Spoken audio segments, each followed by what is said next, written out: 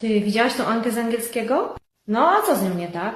No po prostu jak ona gada po tym angielsku, to ja po prostu leżę. Jak to R ona wymawia. O Jezu, uszy wiedną. No wiesz, nie każdy jest taki mądry jak ty.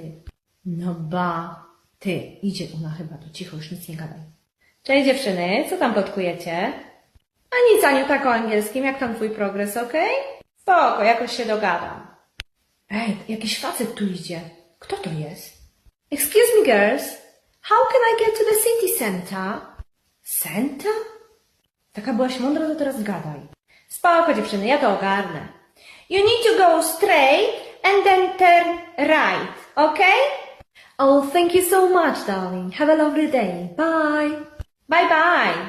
No i co, taka byłaś mądra, a nawet gęby żeś nie otworzyła. Anka sobie poradziła. Przestań, ale jak ona w ogóle to powiedziała. Ale jakoś się dogadała, ty stałaś jak ten baran. Bez sensu.